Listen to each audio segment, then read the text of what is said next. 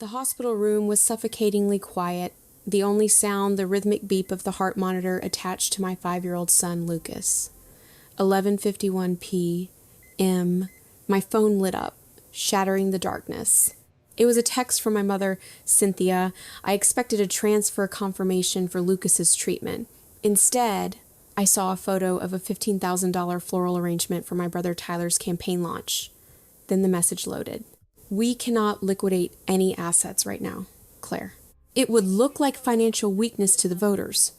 Figure it out. I stared at the screen. Seconds later, a notification popped up. Tyler loved the message. I didn't cry. I didn't scream. I just went cold.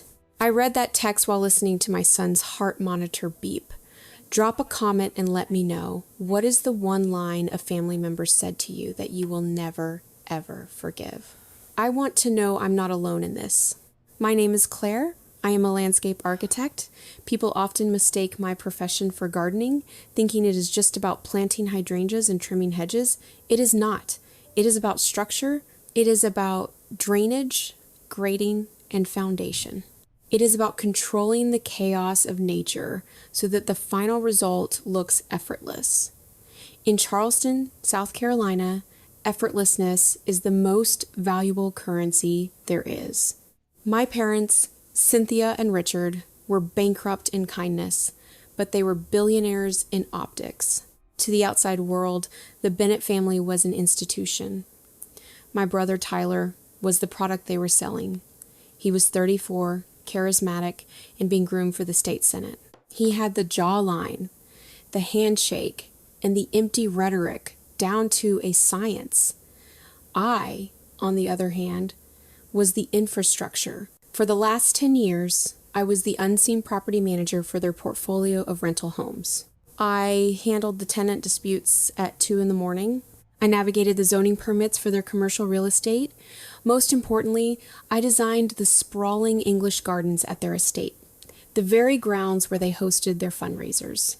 I did all of this pro bono. Thousands of billable hours donated to the family trust.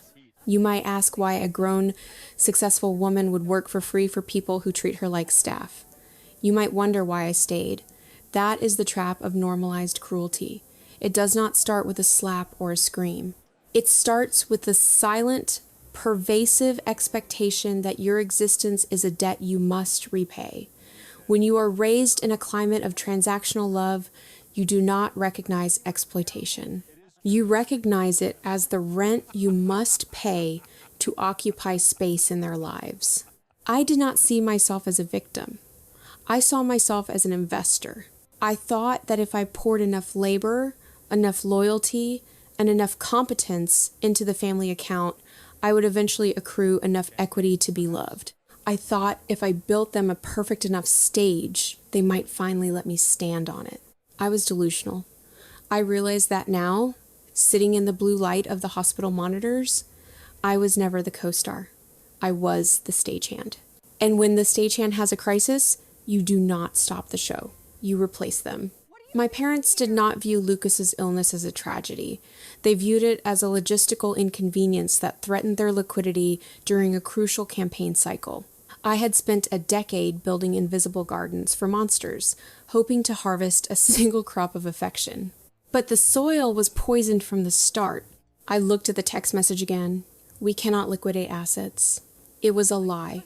I knew their portfolio better than they did. I knew exactly how much liquidity they had because I was the one who balanced their books every quarter. They had the money. They just preferred to spend it on centerpieces. The realization hit me with the force of a physical blow. The foundation I had spent my life building was not supporting me. It was crushing me. And for the first time in 32 years, I decided to stop holding it up. The diagnosis had come 3 weeks ago, a rare blood disorder. Lucas's bone marrow was failing. The specialists were blunt. He needed an experimental therapy available only at a private clinic in Houston. The cost was $145,000. Insurance had denied it twice, citing it as elective. I had exhausted my savings, my credit cards, and my pride. My last resort was the people whose empire I helped maintain. I drove to my parents' estate in the humid Charleston evening.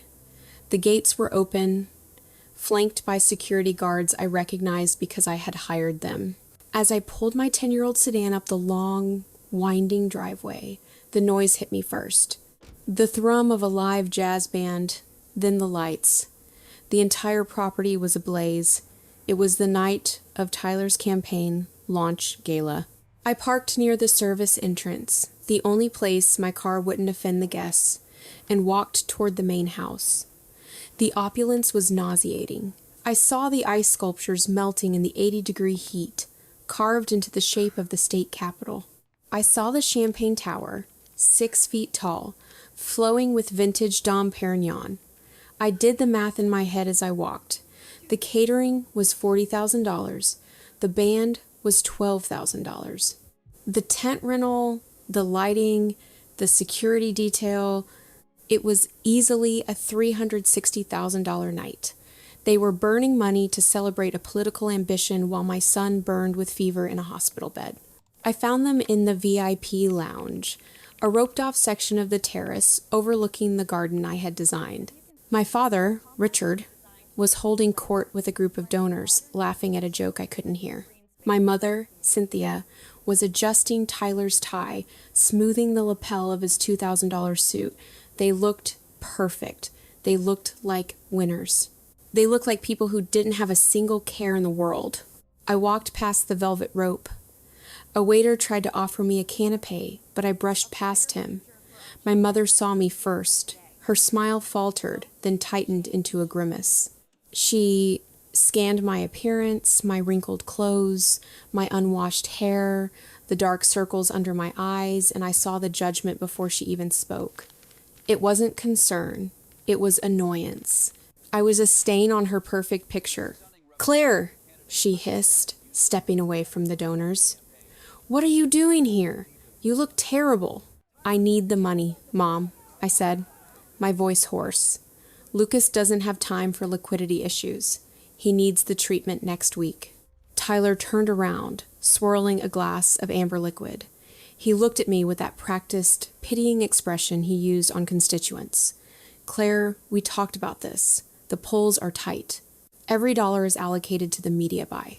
We can't just pull cash out of the war chest." "It's not a war chest," I said, my voice rising. "It's my son's life. You're spending 3 times that amount on this party alone." "Lower your voice," my father commanded, stepping in. "This is a celebration. Don't ruin this for your brother." The contrast was so sharp it cut me. The clinking glasses, the laughter, the smell of expensive perfume, and the absolute freezing coldness of their refusal. They weren't broke. They were simply investing in a different future. And Lucas wasn't part of it. "You are hysterical," my mother said. The word hung in the humid air, heavier than the humidity. She did not look at me with worry. She looked at me with the specific, icy panic of a hostess who spots a red wine stain on a white tablecloth. I was not her daughter in that moment. I was a liability. I was a glitch in the programming of her perfect evening. "I am not hysterical," I said, my voice shaking against my will. "I am a mother, and you are a grandmother. Does that mean anything to you?" My father sighed, a sound of profound inconvenience. He checked his watch, likely calculating how much donor time I was costing him. "Claire, we can discuss this tomorrow. Go home. Clean yourself up. You are embarrassing yourself." Embarrassing myself. The phrase echoed in my head.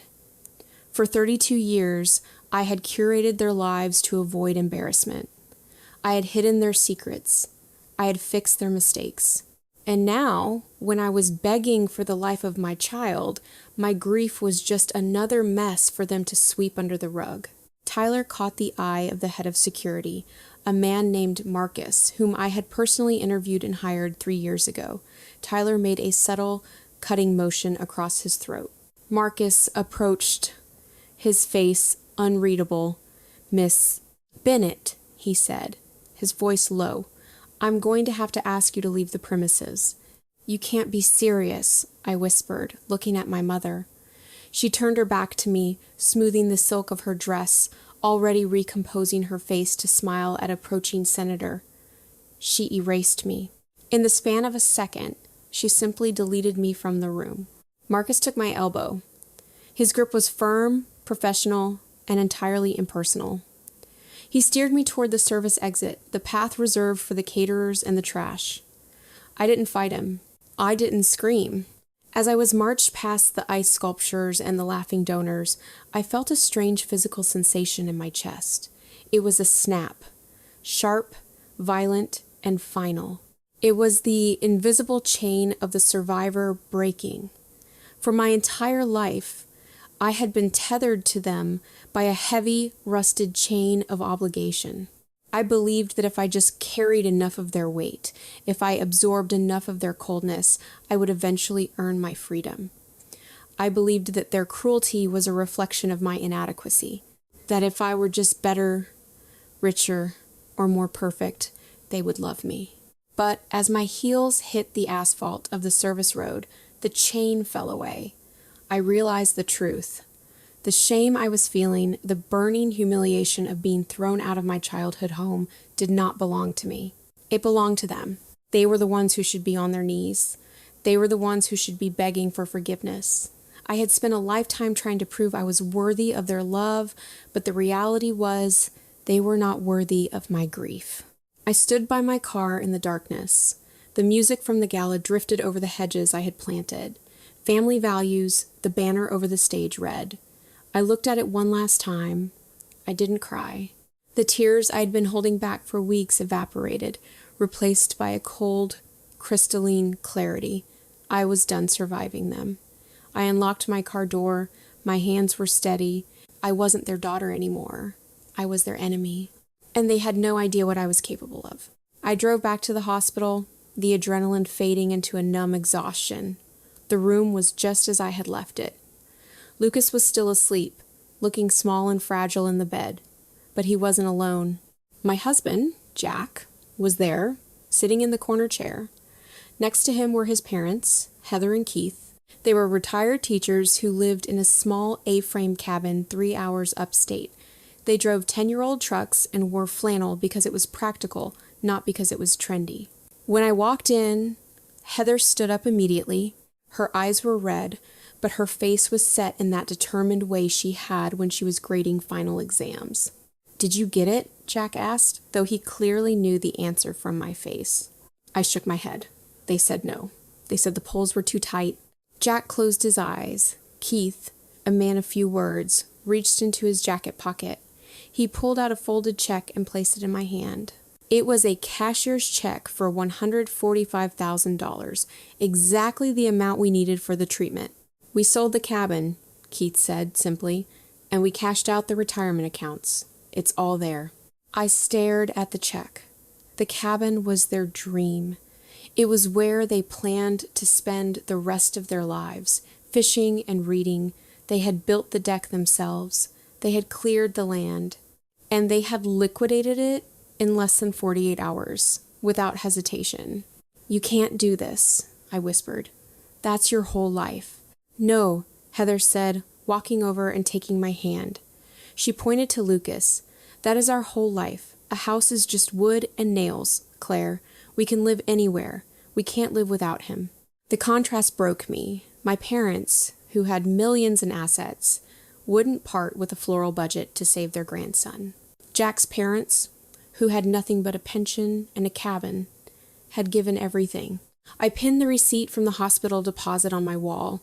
Next to it, I pinned a photo I had taken of the Family Values banner at the gala. I looked at those two images every morning. One represented love. The other represented war. I went no contact the next day. I blocked their numbers. I filtered their emails. I didn't announce it. I just disappeared from their lives. I stopped managing their properties. I stopped answering their frantic texts about zoning permits. I focused entirely on my own firm. I stopped playing small. I stopped waiting for permission. I used the connections I had made quietly over the years, the contractors, the city planners, the zoning board members, and I started bidding on projects I used to think were out of my league. 6 months later, I landed the contract for the new municipal riverfront park. It was a multi-million-dollar project.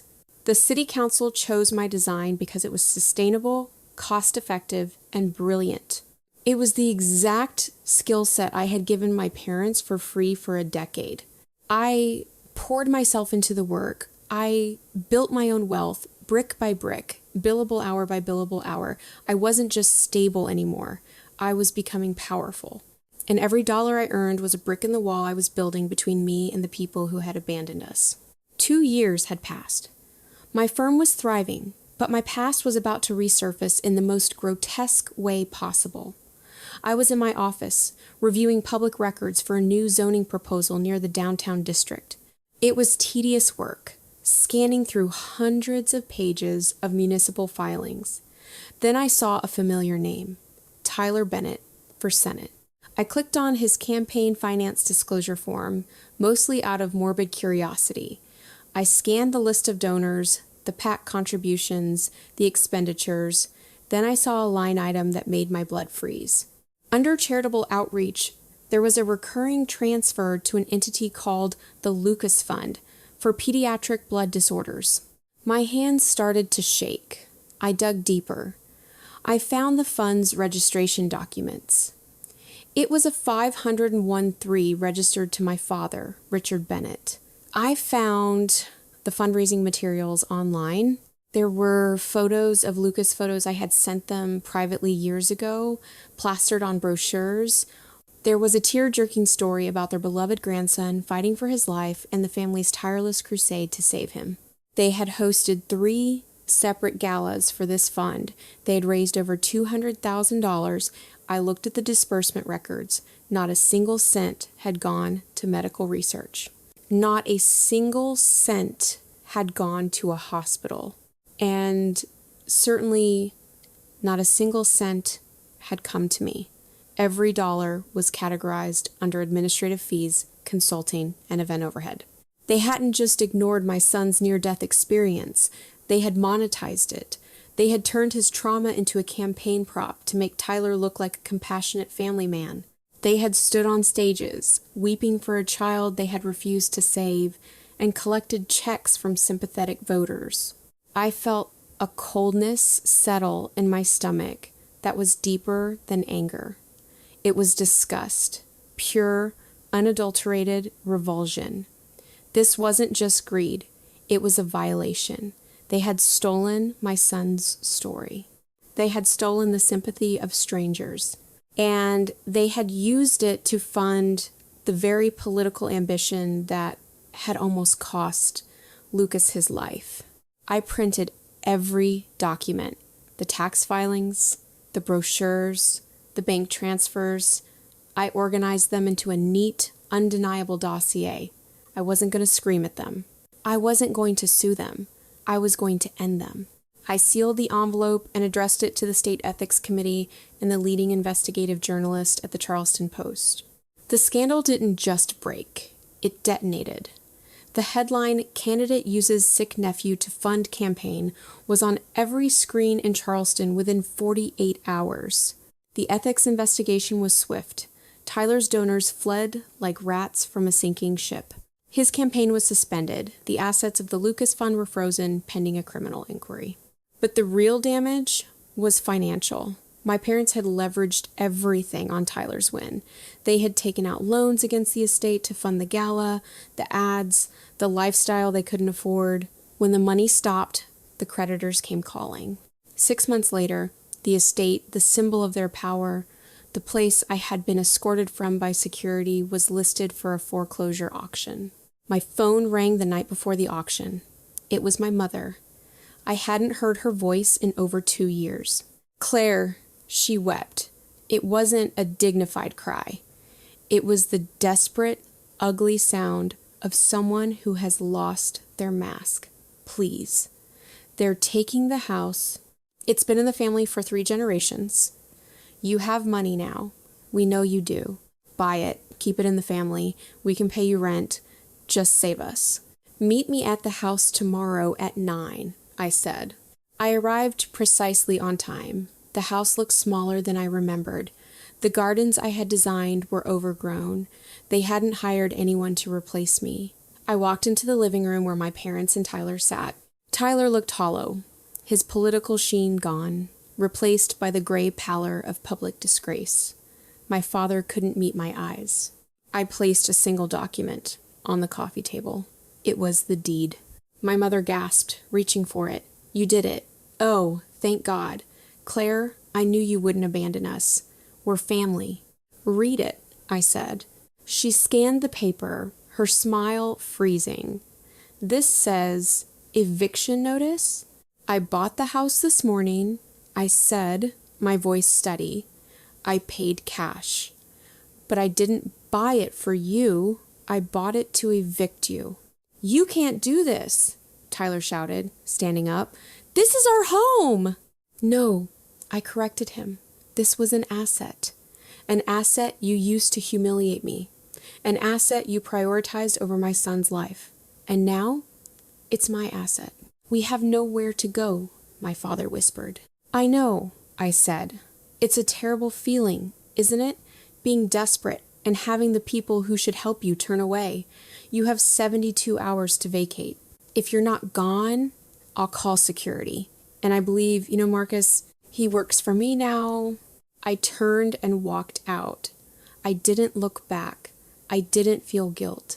I felt the profound, quiet satisfaction of a debt finally settled. 72 hours later, the moving trucks arrived. My parents left with 2 suitcases and a rental truck full of what remained of their prestige. They didn't look at me as they drove away. Tyler had already left, skipping town to avoid the reporters camped at the gate. I stood on the porch of the empty house. The silence was heavy, but it wasn't lonely. It was clean. I walked down the stone steps to the garden path I had laid 10 years ago. Waiting by the fountain were Heather and Keith. They looked out of place against the manor's grandeur, dressed in their simple clothes, holding hands. I walked up to them and pulled a set of heavy iron keys from my pocket. I held them out to Keith. "It's yours," I told them. Heather frowned, confused. "What is—" "The house," I said. "The estate. I transferred the title this morning. It's your retirement. You gave up your cabin for us. Now you have this." Claire Keith started, his voice thick. "We can't take this. It's too much. It's a mansion." "It's just wood and nails," I said, repeating Heather's words back to her. "But now, it's going to be something else. We're going to use the East Wing as a residence for you both. The rest of the house, I'm turning it into the Lucas Center, a nonprofit foundation for families fighting rare blood disorders, a place where no parent has to beg for their child's life." I watched the realization wash over them. This wasn't just a gift. It was a correction of the universe. The people who sacrificed everything would live in comfort. The people who hoarded everything were left with nothing. Justice isn't just about burning down the enemy's castle. It is about taking the stones they threw at you and building a shelter for the people who actually stood by you. I didn't just win a war. I planted a garden in the ashes. And for the first time in my life, the harvest belonged to me. I broke the cycle. If you are holding onto a family that hurts you, let go. Share this story if you believe that loyalty is earned, not inherited. And don't forget to subscribe.